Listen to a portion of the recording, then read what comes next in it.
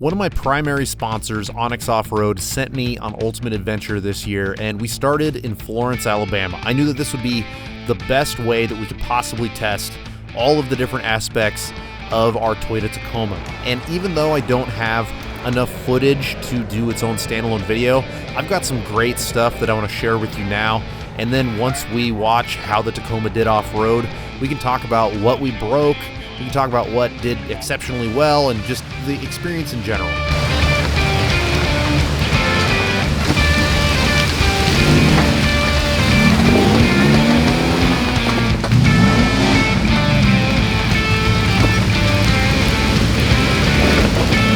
Hey guys, coming. The conditions on day one were so wet. We were driving up running water. We were getting soaked. It's hard to film. It's hard to drive. And this is the first day of Ultimate Adventure, and so there's a lot of people having to make the choice. Do I pull out the winch and make sure that I can make it up this obstacle and conserve the parts and pieces? Or am I going to bang rev limiter and try to get good attention on the from the camera guys and be able to make it onto the video?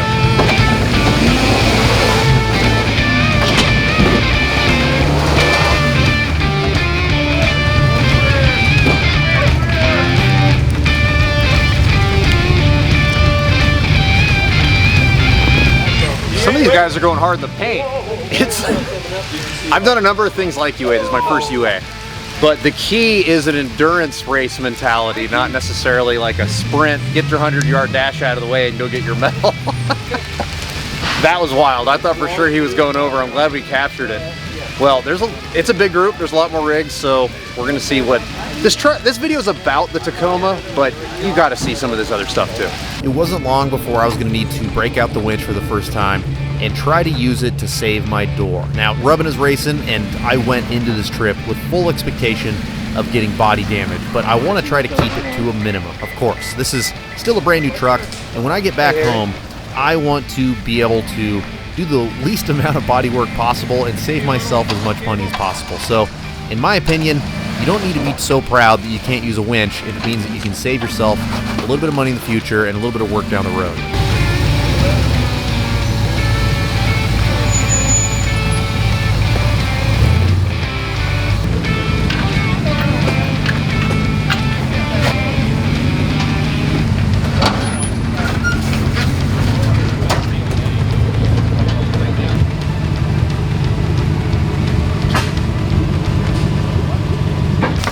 IFS homies, no! Let me see the damage. Alright. OMG, can I touch it? Of course. Ooh, that's not good at all. Nope. You guys got a spare? Yeah, we got a bunch of spares. Well, And a spare front diff just in case, but hopefully not that much. Hopefully just that. yeah, hopefully this is it. Man. Apparently, Bobby and I are the first Toyota IFS trucks on Ultimate Adventure ever. And I think that we have some big expectations. There's a lot of people out there that love IFS. There's even way more people out there that hate IFS. I think that with the right parts and pieces, and if you invest your money in the right areas, IFS can definitely make it through a week like this. Bobby's system is a lot more, it uses a lot more stock parts. And so he did break a shaft on the first day, but he was able to use his front locker very sparingly for the rest of the week. And I'm proud to report that neither one of us had many IFS problems on this trip after this first day.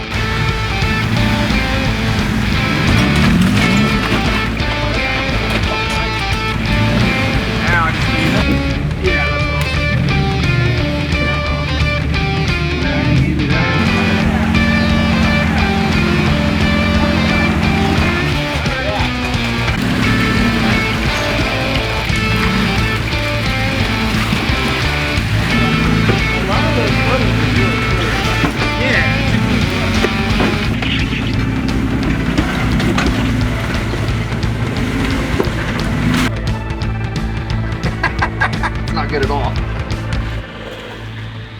So I broke the fiberglass where the fender mounts on the bottom. That's so interesting. We hit up here, but all the energy just went down there and sheared it. Maybe I can figure out a way to pull it out enough that I can still use my door on this trip. Well, Maybe some wrap repair, I think, after this trip's done. The first breakage on the trail for us is a damaged fender. Not that big of a deal. I think we made it out pretty easy. But as you're going to see, this is not the last thing that we're going to find out we need to repair today, and we'll get to that later. Back passenger.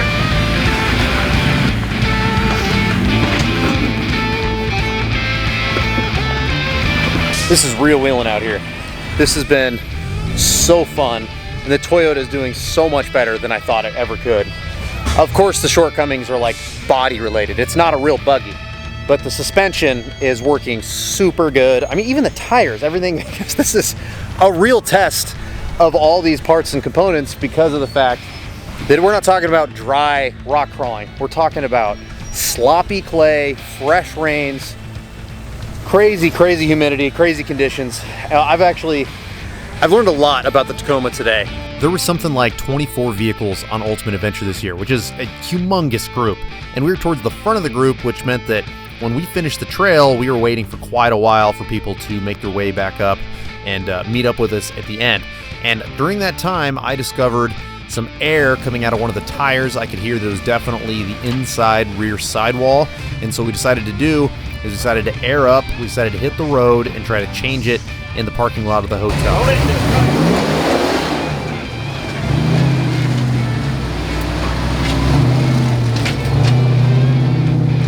Unfortunately, we didn't make it back to the hotel to change the tire. Our little pinhole leak turned into a split as we were driving, and we lost all the air and we had to change it in a Burger King parking lot. You just saw the 4th Milestar sidewall failure that I have had, and I didn't start running these tires until this year. So that's the 4th failure this year, and then there's a 5th failure that happened right after Ultimate Adventure in Virginia, and then a 6th Milestar sidewall failure that happened that I discovered yesterday whenever I was pulling all the Milestars off of the Tacoma, because we're not running Milestars on this Tacoma anymore, and I was going to put the KM3s that were for my TJ on the Tacoma, and I found the 6th failure. So I've gone almost 20 years with one sidewall failure ever. It was like 15 years ago, and that was on a TSL, a Super Swamper.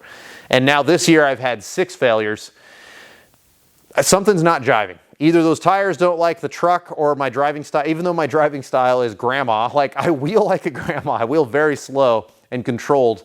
They don't like me. So we are gonna get rid of the Milestars completely. We're gonna put the KM3s on. They're 39s, a little bit bigger. It'll be interesting. We're gonna continue to wheel just as hard as we have, and we're gonna see what holds up. Right now, we'll go back to continuing on the Ultimate Adventure footage, and then we're gonna wrap this up with talking about things on the truck that did not last through Ultimate Adventure, things that did, and how we're gonna move forward with the truck. The next off-road day that we had was on a guy's private property in Georgia, and we got to basically wheel through his own private off-road park. It's pretty rad that even exists, and it was a ton of fun, but we did break the most stuff on the Toyota here at this park.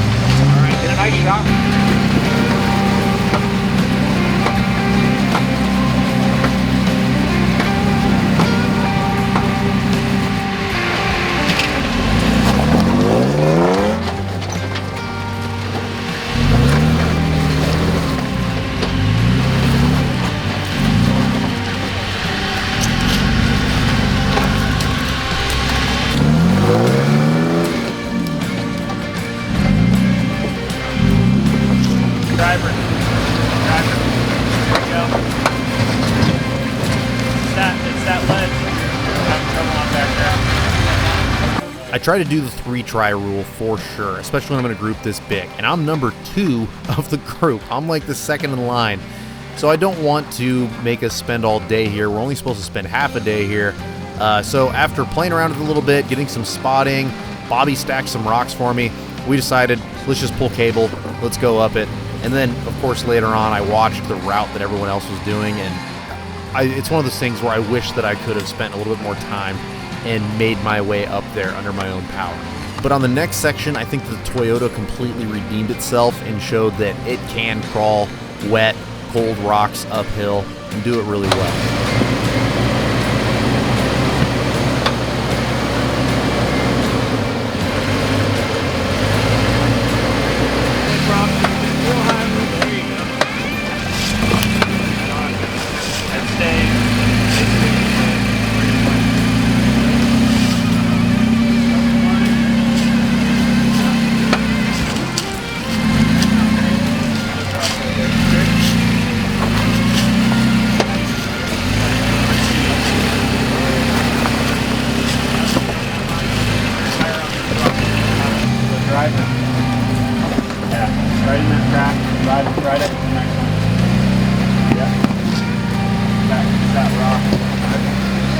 Right there, I think.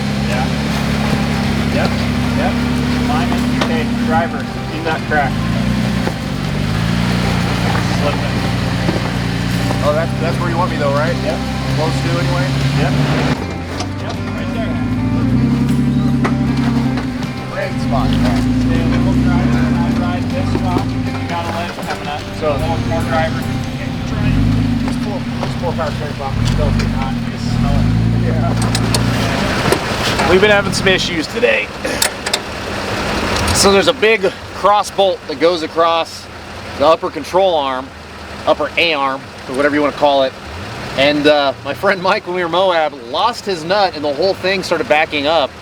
And we almost had the exact same scenario here. I've actually tightened it twice since I did the lift kit, but I think just over time on hard terrain, it likes to loosen back up. So I'm gonna tighten both of these.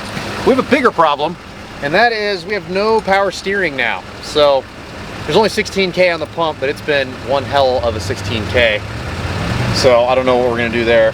We ended up leaving the trails early so we go try to find parts from a local town. I was thinking that we were gonna need to do pump, but as soon as we left the park and the pump had time to cool, it started working, but it definitely did not feel great. So we have two different problems that I was able to discover. One is that there's something has shifted to make it to where our steering linkage is like going into what looks to be like a motor mount or something right above it, and then it makes it so hard to turn, especially when we're doing this many rocks, that it's cooking the pump and making it to where the pump feels like it's not working. And it is working, it's just not working very good. So I tossed a giant cooler. This is the biggest cooler I've ever put on a power steering system, but I think that it might be necessary for this specific situation. And then we went to the hotel parking lot. I did a little bit of fiberglass repair. And then the next day we had to head to one of my sponsors, Barnes 4-Wheel Drive in North Carolina, so we could pull the skid plate and take a look to see exactly what the problem is.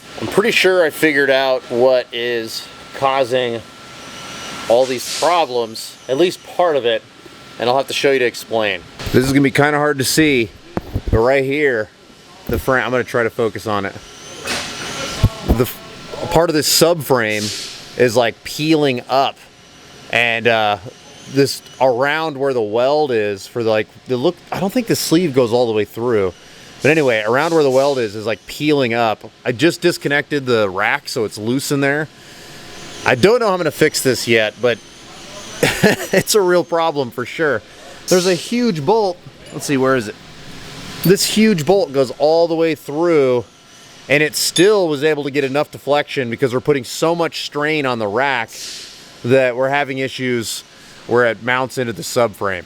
I discovered that the bottom part of this sleeve is not welded to the bottom part of the subframe, which is why it was able to get all that deflection. So what we need to do is pull the sleeve back down, weld over it. So I just used a giant washer on top of the long bolt. I was able to pull everything back down to where it needed to be. I welded the top part, and then I was able to get a really big 1/4 inch thick washer from Barnes 4-Wheel Drive. We drilled the center part out big enough to fit on the bottom of the sleeve, so then I could weld the bottom of the sleeve to the bottom of the subframe, and now it's going to be spread out through a 1/4 inch thick washer. This is much stronger than stock. With the help of Barnes 4-Wheel Drive, we were able to fix the Taco, get it back on the road, and head to Windrock. And in my opinion, Windrock was the best part of this entire trip. All right. Okay, everybody, welcome to UA Day 5.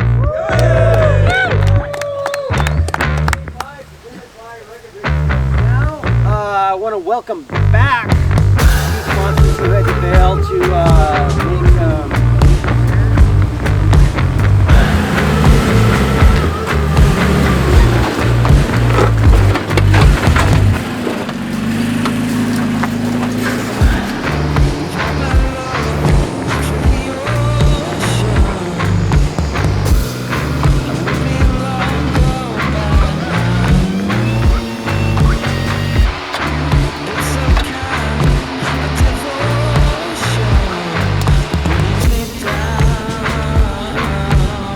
Trail 39 has been nasty so far, but we haven't needed to pull cable. I'd be willing to bet we're gonna need some cable here. This is like a loose stair step, and a lot of people have needed help. I don't think that we're above that, so we're gonna see. The buggies, of course, make it look easy.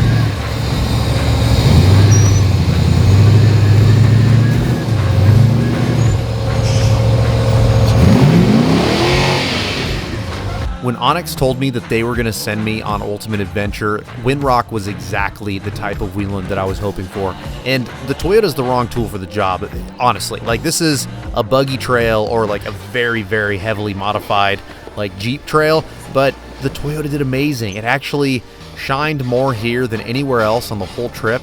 And of course I had to pull cable, but not near as much as I thought I was going to have to. So I was having a blast out here. I was very happy that the weather was great. It wasn't even buggy like you hear the South is. This was a spectacular day.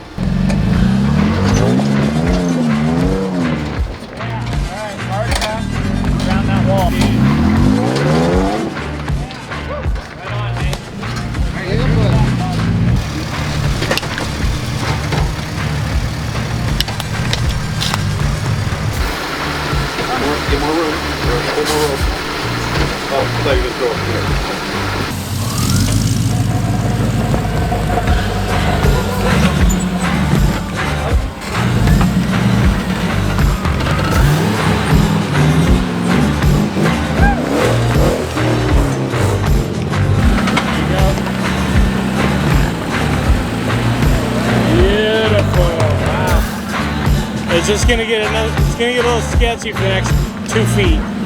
There you go. Now start cutting driver. There you go, driver.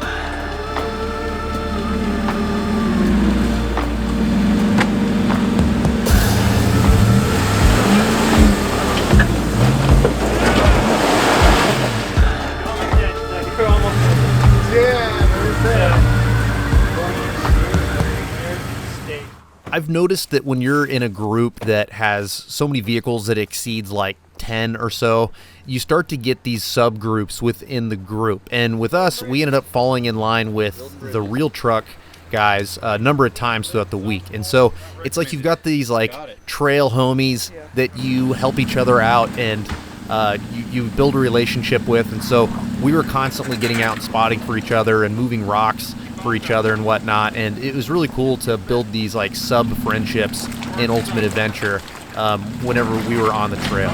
Dude, you're gonna drop straight down that? Yeah, I'm gonna drop straight down. So it won't be bad. That's better than the alternative, actually. Yeah, because I feel like we're gonna slide into it. Oh, for sure.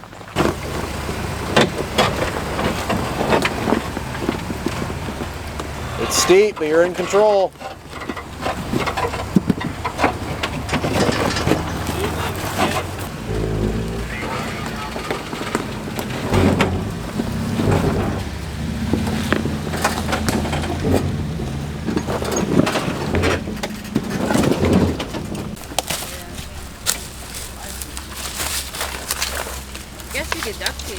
It's our third trail day and the damage is starting to pile up on the different vehicles. You're starting to see winches coming out all the time because people are trying to limp off the trail, starting to see broken control arms, broken bolts, broken windows, all kinds of stuff. And our goal at this point is to just try to make it to the end of the day without having to, pray that we can find an AutoZone or something afterward.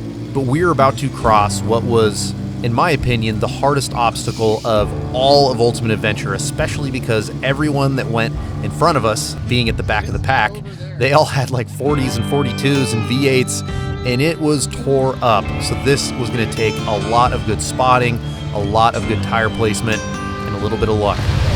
What's your plan with the runner?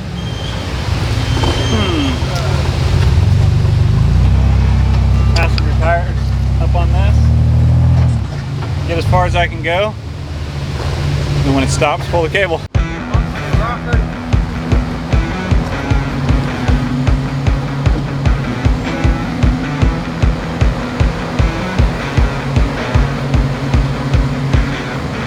I'm definitely in the camp of people who believe that you'll have more fun in a hot hatchback than you would in a dedicated race car. Yeah, the dedicated race car is amazing, and in this analogy, that would be a buggy.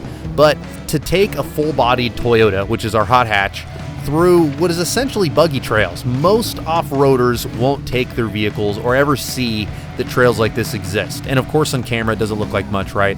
But I'm telling you, after it's all rutted out like this, and with the changing terrain, this is a real off-road trail, especially if you're not in a dedicated off-road rig. If you're in something that is built half camp vehicle and half off-roader, this is a blast because you have to really push the truck and push your driving abilities to make it through. Got a camera battery that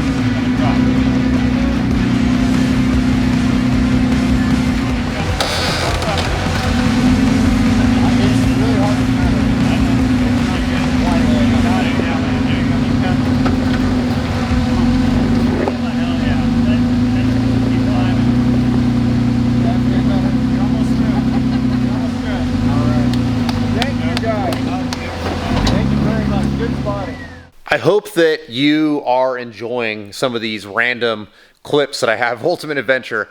It was not like super conducive to Nate being able to make a whole production. There's a film crew. I'm trying to stay out of their way. I'm trying to represent Onyx. I'm trying to keep the truck together and get it going down the trail. So if you want to see more of Ultimate Adventure, you just need to watch their video. They have a whole production staff and professional editors and all that other stuff.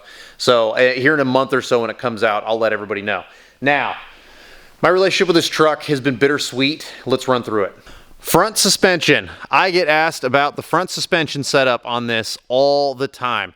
It is the most expensive front suspension that you'll probably find on any 4x4, and it has got to have some of the best qualities that you'll find on any 4x4. I love the suspension. Obviously, it's durable. Everything is still super tight, and I have been wheeling this all over the country. It's been amazing. IFS has got its pros and cons. The clearance was amazing on Ultimate Adventure. A con, as you would see, as soon as the front would get light, it's super hard to make it flex. So I added some wheel spacers with these 39s. It's an 1.5 inches on each side. So we're now 10 inches wider than stock.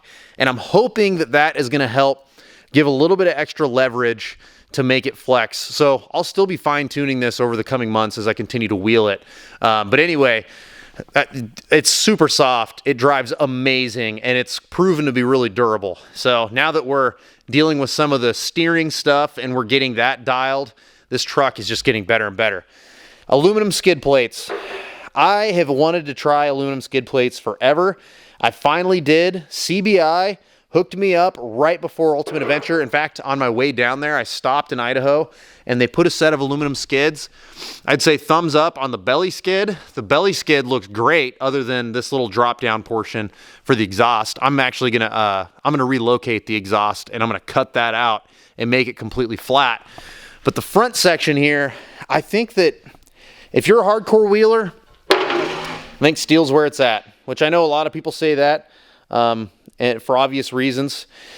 But if this was 3/16 steel, these would be scratches and not dents. That said, if you're an overlander who does the occasional off-road trail, aluminum is, anywhere you can save weight, right? Especially on a small truck like this.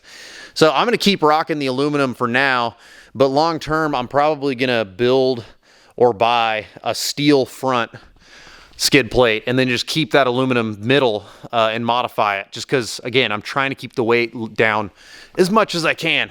The rear axle, unbelievable how big of an upgrade this is, being able to go the full width to match the front. And now that I put the 1.5-inch wheel spacers in the front, we've got some 1.5-inch wheel spacers in the rear. So again, 10 inches wider than stock. It's going to look crazy going down the road. I can't wait to get it on under its own weight. The 3-link rear performed amazing, I think, on Ultimate Adventure. Everything held up.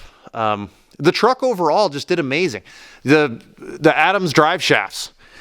I know that every time you see me get custom drive shafts on this channel, it's always Adams, and that's for a reason. If we washed off this drive shaft, you're gonna see that it hit rocks, it hit stumps, it hit all kinds of stuff, and they don't break. They're super durable. This is out of my TJ, my real rock crawler, and it's just unbelievable how well this stuff holds up to abuse and doesn't fall apart. And this is coming from somebody who used to blow up drive shafts all the time. So I highly, highly recommend Adams. What else should we talk about? Oh, let's drop this and we'll talk about the roll cage. This is all they were looking for. No drama. I just misunderstood when we had a conversation over the phone. So they basically wanted a crush-proof box back here because I couldn't destroy the front interior and tie into the A-pillar. So we just did a B to C, kept it real simple. They passed it. We were able to do Ultimate Adventure. No drama. And I didn't have to go bug my buddy Dave. Next week, we're going to get back to the normal build content that you love out of this channel and that I love out of this channel. I was gone for 33 days, so I didn't make anything here, obviously. I apologize, but I'm going to make it up to you. We've got some spectacular stuff coming up. Thank you for watching the video. Thank you to Onyx for sending me to Ultimate Adventure. I've been following it since like 2004, 2005, and I am so excited to have finally been able to be a part of it. Thanks for watching. We'll see you next time.